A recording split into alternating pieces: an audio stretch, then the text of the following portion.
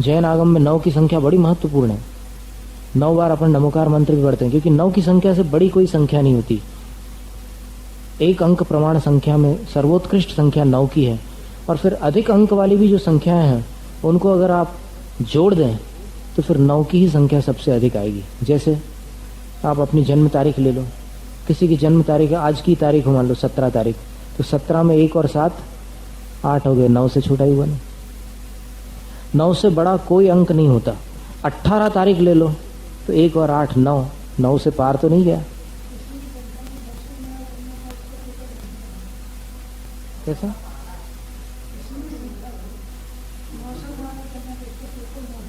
बिल्कुल सही बात। हाँ, कोई भी संख्या ले लो और उसका 9 से गुना कर दो। जैसे 4 की संख्या ले लिए, 4 को 9 से गुना कर दो, 36 हो गया। 36 में 3 और 6 9, ये नियम है। तो 9 की संख्या को लेकर के बड़ा कोश बन जाता है।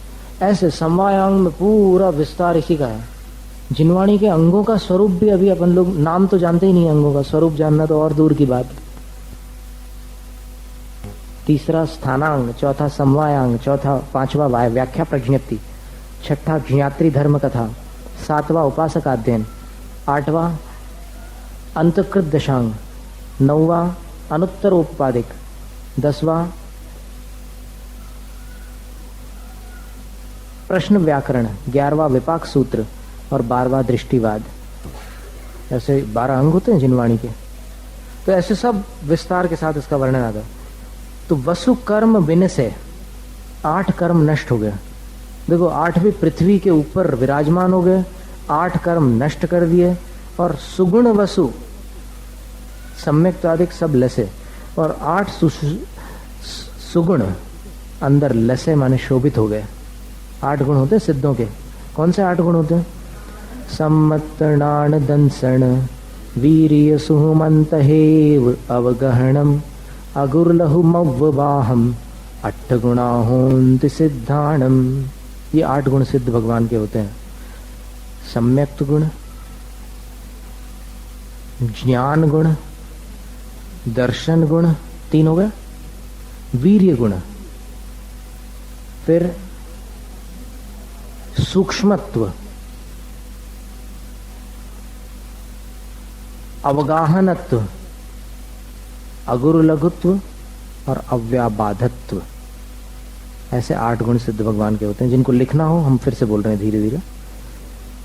सिद्ध भगवान का अभी साथ में मत बोलिएगा कोई। हम तो जानते हैं कि आप लोग सब पढ़े लिखे लोग हैं, काफी जानकार लोग हैं, लेकिन जो लोग नहीं जानते उनके लिए लिखने का मौका दीजिए। पहला है सम्यक्त्व, सम्यक्त्व गुण। दूसरा ज्ञान गुण,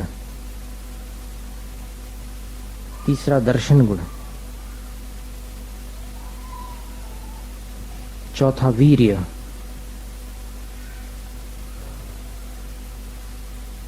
पांचवा सूक्ष्मत्व,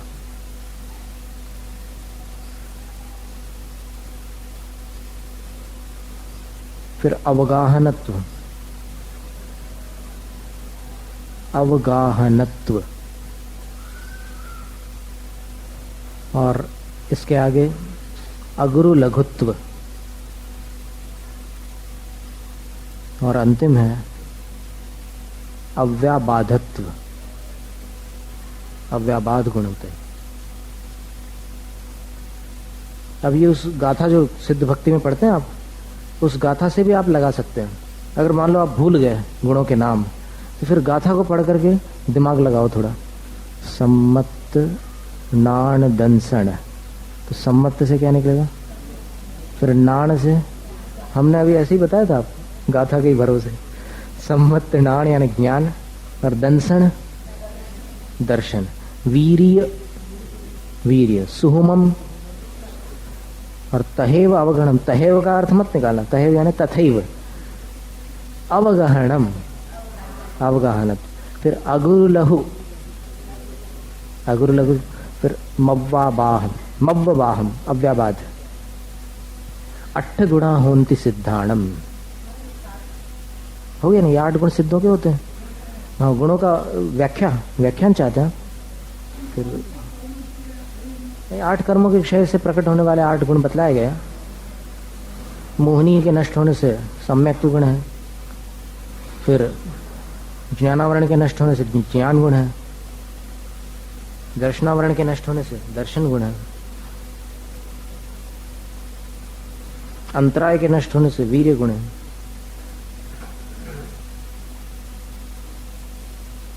फिर सूक्ष्मत्व नहीं, वीर्य के बाद सूक्ष्मत्व, फिर अव्याबाधत्व। तो इन 4 गुणों के बारे में 2 मत मिलते हैं। इसलिए इसमें अपन कहीं एक टीका को लेकर के, कोई व्याख्या को लेकर के फिर उसका विस्तार कर सकते हैं। तो अभी इन 4 गुणों को याद में, स्मृति में रखिएगा।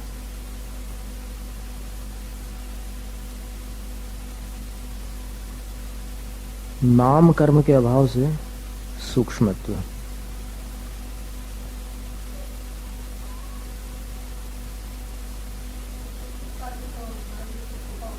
छोटा होगा।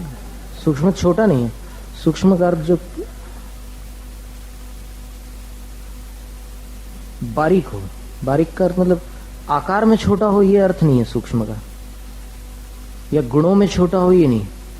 जो सूक्ष्म, जैसे मान लो कोई गहरी व्याख्या चल रही है तो फिर ये बोलते हैं कि सूक्ष्म विषय था, अपनी समझ में नहीं आया।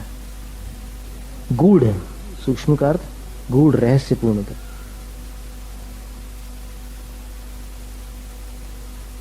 अवगाहनत्व,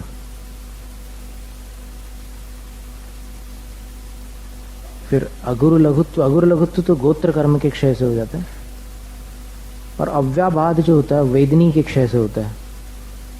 अब बचा कौन सा? आयु, आयु के क्षय से अव्याबाध, ये आयु के क्षय से अवगाहनत्व। अवगाहनत्व, अवगाहन का अर्थ होता है स्थान प्राप्त करना।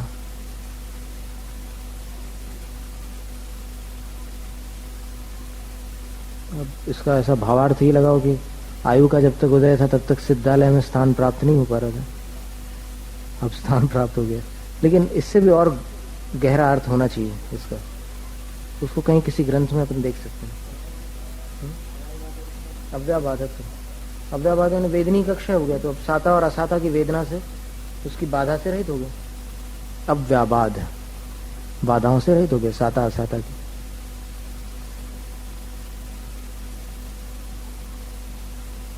अब संसार खार अपार पारावार तरिती रही गए। दौलत राम जी ने अनुप्रास का बहुत सुंदर इस्तेमाल किया कई स्थानों पर।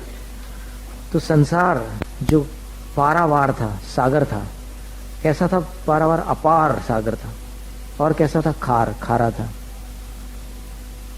देवगति में भी संसार का जो पानी है मीठा नहीं है, खारा ही है। उसको तरी, उसको तर करके तीर ही गए, किनारे पर लग गए, सिद्धालय को प्राप्त हो गए। अविकार, विकार रहित है। अकल, अकल का अर्थ क्या होता है?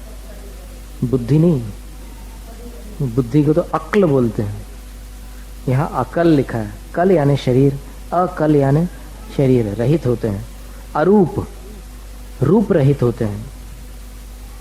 शुचि, शुचि यानी पवित्र होते हैं। चिद्रूप, चैतन्य रूप हो जाते हैं वो। अभी तो साथ में पुद्गल जुड़ा हुआ था, अपन चिदाभास भी हो जाते हैं कई बार बीच बीच में। अपनी पर्याय जो होती है ना जीव की, उसमें चिदाभास रूप पर्याय भी आ जाती है, रागादिक विकारी भाव। लेकिन वो तो शुद्ध चित रूप हो गया और अविनाशी भय, अब कभी भी नष्ट होने वाले नहीं है। 4 पर्याय के जीव तो नष्ट हो जाते हैं, लेकिन जो पंचम गति है सिद्ध परमिष्ठी, उनका कभी भी विनाश नहीं होता। निज माहि लोक अलोक गुण पर जाय प्रतिबिंबित थये।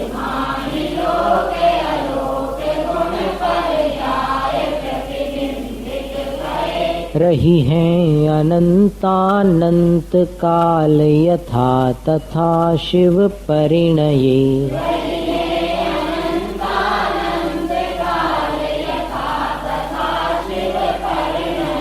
धनी धन्य है ये जीव नर भव पाय यह कारज किया।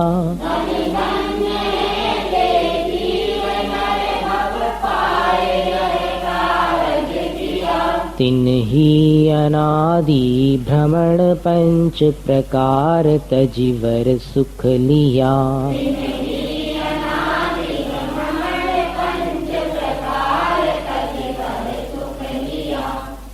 आत्म ध्यान का वर्णन था। तो आत्मा के स्वरूप का चिंतन करें तो पता चलता है कि मैं ही साध्य हूं, मैं ही साधक हूं। कर्म और कर्म फल से मेरा पारिणामिक भाव अबाधित है। मैं चित्त पिंड हूं, मैं चंड अर्थात प्रखर तेजस्वी हूं, अखंड हूं। माने ज्ञान दर्शन आदि गुणों के कारण मेरी आत्मा के खंड खंड नहीं हुए हैं। मेरी आत्मा के प्रत्येक प्रदेश में ज्ञान गुण भी है, दर्शन गुण भी है, सुख है, वीर्य है, सभी गुण हैं। ऐसा नहीं कि मेरा ज्ञान गुण मस्तिष्क के स्थान पर हो, दर्शन गुण चक्षु के स्थान पर हो, सुख गुण जिह्वा आदि के स्थान पर हो। नहीं, आत्मा के सभी गुण आत्मा के सभी प्रदेशों में व्याप्त होकर के विद्यमान रहते हैं। सुगुण करंड, सुंदर गुणों का मैं करंड अर्थात पिटारा हूं। और कलनिते पुनिच्युत, और दोषों से रहित हूं। निश्चय से विचार करो तो दोष तो आत्मा में नहीं है, आत्मा के नहीं है, किंतु पर संयोग के कारण दोष उत्पन्न हुए हैं। जैसे दूध में कुछ मिलावट कर दो तो वो दूध अशुद्ध होता है, लेकिन दूध अपने आप में दूध रहता है। जल आश्रय के आधार से भिन्न हो सकता है, लेकिन जल स्वरूप की अपेक्षा से एक रहता है। जैसे नारियल का पानी, नदी का पानी, नहर का पानी, तालाब का पानी, सागर का पानी, वर्षा का पानी, ओस का पानी, अलग अलग प्रकार के पानी हो सकते हैं आश्रय के आधार पर, लेकिन वो सब पानी है। इससे समझ में आता है कि उनकी जाति भिन्न नहीं है, उनके आश्रय भिन्न है, लेकिन वो जल जाति जो है वो जल ही है। इसी प्रकार 6 द्रव्य क्यों बताए? अगर जीव की जातियां अलग अलग होती, जीव की श्रेणियां अलग अलग होती, व्यवहारने की बात अलग है, लेकिन निश्चय से अपन विचार करो तो जीव जीव ही है, चाहे वो निगोदिया हो या सिद्ध। 6 द्रव्यों में ये भेद है क्या, निगोद और सिद्ध का? 6 द्रव्य में सिर्फ जीव द्रव्य कहाँ है अलग से? तो उस जीव द्रव्य में कौन कौन सम्मिलित हुए? निगोद के सबसे सूक्ष्म जीव होते हैं वो, और उनको आदि लेकर जो सबसे उत्कृष्ट जीव है सिद्ध परमात्मा, वो भी उसी जीव द्रव्य में सम्मिलित होते हैं। इसलिए निश्चय से विचार करो तो पाप जीव का स्वरूप नहीं है, और पाप नहीं है ये तो समझ में आता है, पर पुण्य भी जीव का स्वरूप नहीं है। पुण्य भी जीव का स्वरूप नहीं, उपयोगी है एक अलग बात है, लेकिन जीव का स्वरूप, जीव का स्वभाव पाप और पुण्य से भी बहुत ऊंचा है। शुद्ध चेतना, निर्विकारता, निर्मल ज्ञान दर्शन, यही जीव का स्वरूप है, यही स्वभाव है। पर संयोग के कारण, अब देखिए, आप अगर ये पेंसिल उठा करके कहीं रख देंगे तो आसपास के वातावरण का प्रभाव उस पर दृष्टि में नहीं आएगा। यानी जैसे स्फटिक मणि को आप नीले कपड़े पर रखते हो तो स्फटिक मणि नीला दिखता है, नीलम दिखाई देता है। पेंसिल रखोगे तो अगर पीले रंग की पेंसिल हो तो फिर नीले कपड़े पर रखने पर वो नीलम या नीली नहीं दिखाई देगी। इसी प्रकार कर्म के परमाणु जब उदय में आते हैं तो उदय में आने पर उनका प्रभाव ये आसपास की वस्तुओं पर तो नहीं है, किंतु जिस जीव के कर्म उदय में आ रहे हैं उन कर्मों के उदय का प्रभाव उस जीव पर पड़ता है। जैसे क्रोध के परमाणु उदय में आए तो जीव में क्रोध रूप पर्याय प्रकट होगी। क्रोध किसकी पर्याय है? उस पुद्गल द्रव्य की अपेक्षा से विचार करो तो द्रव्य कर्म की श्रेणी में अपन देखोगे तो द्रव्य कर्म के परमाणुओं का उदय, यानी उदय रूप पर्याय उन कर्म परमाणुओं की हो गई। लेकिन उन कर्म परमाणुओं के उदय में जीव के अंदर जो विकारी भाव हुआ, वो विकारी भाव, वो क्रोध भाव किसकी पर्याय है, किसकी अवस्था है? तो वो जीव की अवस्था है, वो विकारी दशा है। और जीव की जो विकारी दशा है ये उसका शुद्ध स्वभाव नहीं है। इसलिए और गहराई से विचार करने पर पता चलता है कि जीव में दो प्रकार के स्वभाव हैं, एक शुद्ध स्वभाव और दूसरा अशुद्ध स्वभाव। ये बात बहुत जानने योग्य बात है, क्योंकि कुछ लोग सिर्फ यही मानते हैं कि स्वभाव नहीं है, क्रोध आदि जीव के स्वभाव नहीं है, लेकिन ये पूर्ण सत्य नहीं है और अधूरा सत्य हमेशा झूठ होता है। तो इसका तात्पर्य क्या लेना अपने को? क्रोधादि जीव के शुद्ध स्वभाव नहीं है, ऐसा कह सकते हैं। अब आप पूछेंगे कि ये शुद्ध स्वभाव और अशुद्ध स्वभाव में फर्क क्या, कैसे पहचाने कि कौन सा शुद्ध स्वभाव है और कौन सा अशुद्ध स्वभाव है? तो अशुद्ध स्वभाव हमेशा पर के आलंबन से पाया जाता है। अशुद्ध स्वभाव जो जीव का है, अब उसमें अगर विकारी भाव आना है जीव में, तो फिर बिना पर के आलंबन के कभी भी विकार नहीं आ सकता। कर्म का उदय चाहिए और नो कर्म का संयोग चाहिए, इसके बिना विकार नहीं हो सकता। शुद्ध भाव, शुद्ध स्वभाव किसको कहते हैं?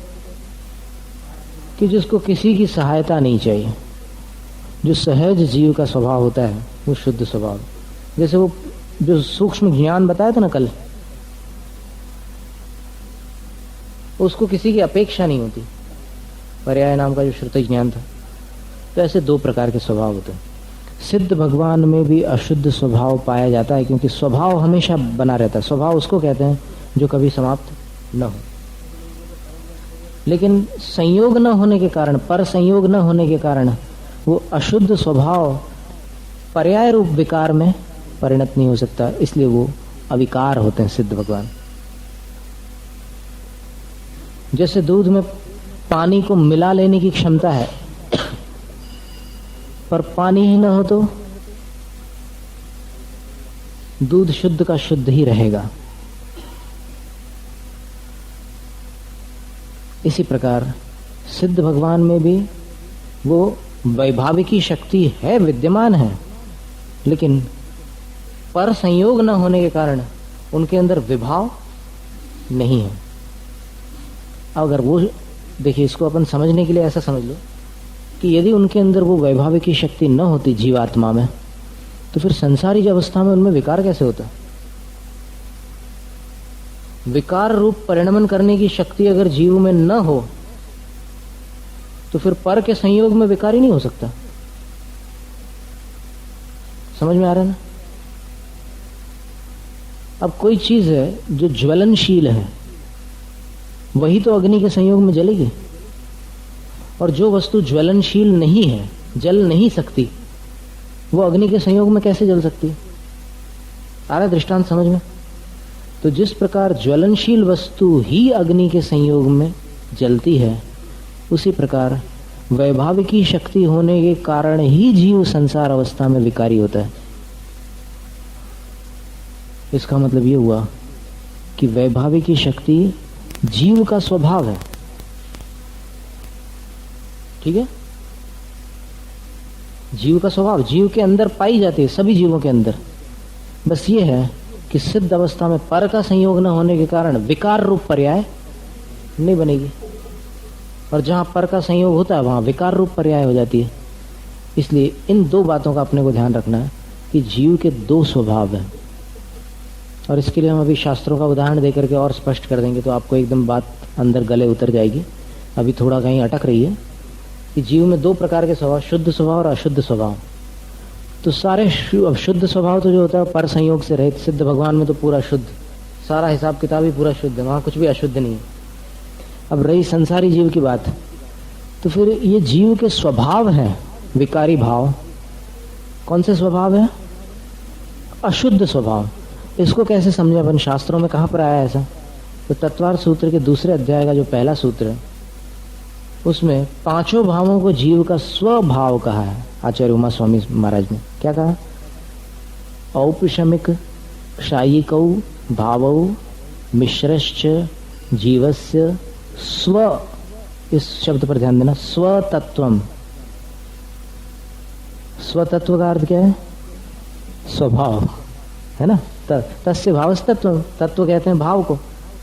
तो मौदैक पारिणामिक औचम। अब देखिए इन 5 भावों को जीव का स्वभाव कहा है। तो 5 भाव में कौन से भाव हो गए, औपशमिक भाव भी जीव का स्वभाव है, क्योंकि पुद्गल में नहीं पाया जाता, केवल जीव में ही होता है अगर होगा तो। औपशमिक भाव अगर पाया जाएगा कहीं तो किस में पाया जाएगा, कौन से द्रव्य में, जीव में ही पाया जाएगा। इसलिए वो जीव का स्वभाव हुआ कि नहीं। जो चीज जिसके पास हो और कहीं ना हो वो चीज किसकी कहोगे, उसी की कहोगे ना। तो फिर ये औपशमिक भाव, क्षायिक भाव, फिर मिश्र भाव किसको कहते हैं, क्षायोपशमिक, फिर औदैहिक और पारिणामिक, ये 5 भाव जीव के स्वभाव है। हाँ, अब इसमें अपन विभाग करो, शुद्ध स्वभाव और अशुद्ध स्वभाव। शुद्ध स्वभाव पर निरपेक्ष होता है और अशुद्ध स्वभाव पर सापेक्ष होता है। इतना क्लियर है, बहुत स्पष्ट व्याख्या है। तो अब यहां पर देख लें अपन कि कौन से भाव पर सापेक्ष है और कौन पर निरपेक्ष है। तो फिर सर्वथा पर निरपेक्ष भाव तो पारिणामिक भाव है। तो पारिणामिक भाव हमेशा शुद्ध रहता है, लेकिन फिर भी व्यवहार ने से पारिणामिक भाव में जीवत्व के 2 भेद किए हैं, एक शुद्ध जीवत्व और दूसरा अशुद्ध जीवत्व। ये स्वाध्याय करने से जानकारियां प्राप्त होती है। शुद्ध जीवत्व तो एकदम शुद्ध पारिणामिक भाव रूप द्रव्य स्वरूप है, लेकिन जो अशुद्ध जीवत्व है वो पर्याय रूप होता है। कैसे, तो जीव जो जीता है, जीवत्व शक्ति उसके अंदर है ना, पारिणामिक भाव रूप। तो फिर जो अशुद्ध जीवत्व है वो 4 गतियों में 10 प्राण रूप जीने का नाम है। 4 गतियों में पंचेंद्रिय सैनी जीव कितने प्राणों वाला होता है, 10 प्राण। कौन से 5 इंद्रियां, 3 बल, श्वासोच्छ्वास, आयु, ऐसे 10 प्राण होते। अच्छा याद है आप लोगों को, पहले भी बतलाए थे। तो इन 10 प्राणों के साथ जो जीव जीता है, वो जो जीवत्व है वो पराश्रित होने के कारण पर्याय नय के अधीन हो गया, इसलिए उसको अशुद्ध जीवत्व कहा। और जो चेतना रूप जीवत्व है वो तो अनादि निधन, वो शुद्ध जीवत्व है। तो इस प्रकार ये स्वभाव भी 2 प्रकार के होते हैं। ये एक जानकारी की बात है। जिन लोगों की जानकारी नहीं है वो कभी कभी बहस करने लग जाते हैं, वो कभी कभी विवाद करते हैं, कैसी बातें कर रहे हो तुम, मिथ्या दृष्टि हो। ये तो एक बहुत पेटेंट वाक्य बन गया है कुछ लोगों का कि जरा सी कुछ बात हुई मिथ्या दृष्टि। अब वो खुद कौन सी दृष्टि है कोई पता नहीं है, लेकिन सामने वाला तो मिथ्या दृष्टि है 1 सेकंड में। तो ये शुद्ध और अशुद्ध स्वभाव, ये बहुत समझने की बातें थी। आज आपकी जानकारी में आ गई, पुण्य का उदय था और जिनवाणी माता की कृपा थी। तो इस तरह दोष रहित है जीव का स्वरूप। सामायिक पाठ का दूसरा श्लोक कौन सा है, हिंदी में उसका पद्यानुवाद में, तुम प्रभाव से हो मुझ में वह शक्तिनाथ जिससे अपने शुद्ध अतुल बलशाली चेतन को तन से पृथक कर सकूं पूर्णतया में, ज्यों योद्धा रण में खींचे निज तलवार म्यान से रिपु सन्मुख क्षण में। ये म्यान है, म्यान शरीर के समान है। म्यान जानते हो ना, तलवार रखने का जो कोश होता है वो, और तलवार जो है वो जीव के समान है। लेकिन जब योद्धा युद्ध लड़ने जाता है तो तलवार ऐसी ढीली ढाली नहीं होती कि म्यान में एकदम ऐसे ही रखी हुई हो, अच्छी टाइट होती है पैक, और उस म्यान से खींचने के लिए फौलादी हाथ चाहिए। वही सैनिक अपने बच्चे से कहेगा कि खींच, तो फिर वो ऐसे खींचेगा, ताकत लगाना पड़ेगी उसको। लेकिन वो योद्धा जो होता है एक ऐसे हाथ डालता है, मूठ को पकड़ता है और एकदम खींच के आवाज होती है उसके खींचते समय, निकाल करके ऐसे सामने तैयार हो जाता है युद्ध लड़ने के लिए। तो हे भगवान, जैसे वो तलवार अच्छी पैनी धार वाली उच्च कोटि की युद्ध में इस्तेमाल की जाने वाली श्रेष्ठ तलवार होती है, उस पर पानी चढ़ाया जाता है, बार बार उसको तपाते हैं, फिर ऐसे उसको सानी पर रख करके उसको पैनी बनाते हैं और फिर उसके ऊपर ऐसे पानी की धार, पानी के ड्रॉप्स डालते हैं, तो पानी चढ़ी हुई जो तलवार होती है उसकी धार नष्ट नहीं होती। उस तलवार के भले टुकड़े हो जाए लेकिन उसकी धार नष्ट नहीं होती। ऐसी पैनी तलवार होती है वो। तो शुद्ध तलवार का जो वर्णन था उसको खींच करके निकालने के लिए शक्ति चाहिए। इसी प्रकार भगवान से प्रार्थना की है, तुम प्रभाव से हो मुझ में वह शक्ति नाथ जिससे, वो शक्ति मेरे पास हो आपके प्रभाव से कि जिससे अपने शुद्ध अतुल बलशाली चेतन को तन से पृथक कर सकूं पूर्णतया मैं। यानी अपने शुद्ध आत्मा को और अतुल बलशाली अपनी आत्मा को तन से पृथक कर सकूं, पूर्णतः पृथक कर सकूं। जो योद्धा रण में, जैसे योद्धा रण में तलवार को उस म्यान से बिल्कुल बाहर निकाल देता है, कभी कभी तो आधी निकालता है। ऐसे क्या विचार है तुम्हारा, सामने वाले से पूछता है, तो सामने वाला अगर कांपने लग जाए तो फिर वो तलवार ऐसे अंदर डाल करके बोलता है कि ऐसे डरपोक लोगों से नहीं लड़ते। पुराणों में युद्धों का वर्णन आप पढ़ो तो फिर ऐसे ऐसे शब्द मिलते हैं, ऐसे वाक्य मिलते हैं। बोले कि तू काहे को कांप रहा है, बोले कांपने वाले को मैं नहीं मारता, चल जा हट जा सामने से। और फिर कोई अगर पीठ दिखाता है तो फिर उसके हाथ में तलवार दे देते हैं कि ले तलवार, तेरी नीचे गिर गई थी और तू पीठ दिखाकर भाग रहा था, अब मत भाग, अगर हिम्मत है तो लड़। ऐसी सब डायलॉग्स होते हैं वहां पर। तो शरीर से आत्मा को पृथक करने की शक्ति मुझ में हो, अब वो शक्ति कौन सी शक्ति है? तो सामायिक पाठ के तीसरे काव्य में वो शक्ति का वर्णन है, समता। समता के बिना तन से चेतन को जुदा नहीं किया जा सकता। तन से चेतन को पृथक जानना अलग बात है, वो तो अपनी प्रज्ञा से, अपने विवेक बुद्धि से अपन जान सकते हैं कि आत्मा और शरीर भिन्न है। लेकिन आत्मा और शरीर भिन्न होते हुए उनको भिन्न करना, उसके लिए बहुत शक्ति चाहिए, उसके लिए समता चाहिए। अभी पता लगा है, पते पर नहीं लगे अपन। सम्यक दृष्टि उसको कहते हैं जिसको आत्मा का पता लग गया, और परमेष्ठी उनको कहते हैं जो पते पर लग गए। कितना फर्क है दोनों में? पता लगना और पते पर लग जाना, दोनों में बड़ा अंतर है।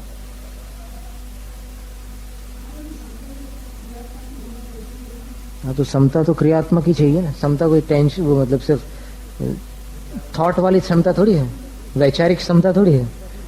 विचार में तो आप पंखे के नीचे बैठ करके सोच सकते हैं कि सभी जीवों के असंख्यात प्रदेश है। ऐसा विचार करने से क्या फर्क पड़ता है?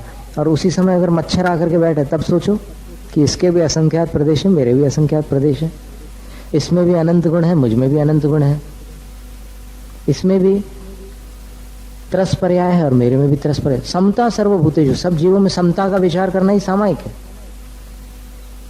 तो उस समय प्रैक्टिकली होना चाहिए।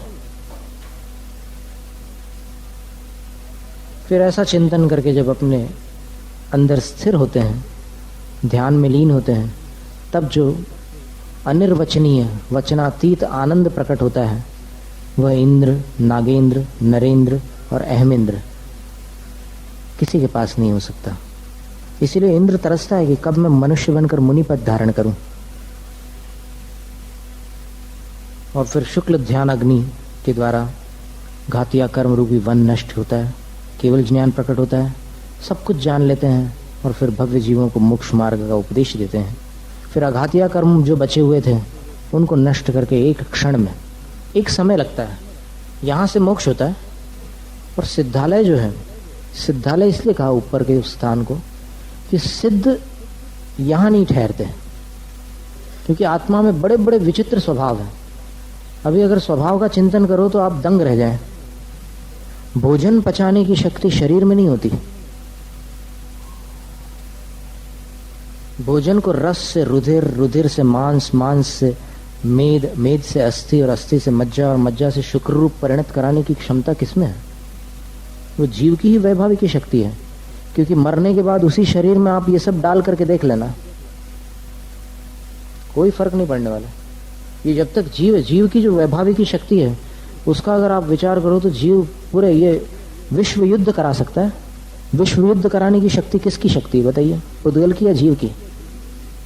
जीव की शक्ति, विकारी शक्ति है। जीव की विकारी शक्ति इतनी भयानक होती है कि रामायण जैसे महायुद्ध हुए हैं, महाभारत जैसे युद्ध हुए, और पूरी जीव की शक्ति से हुए।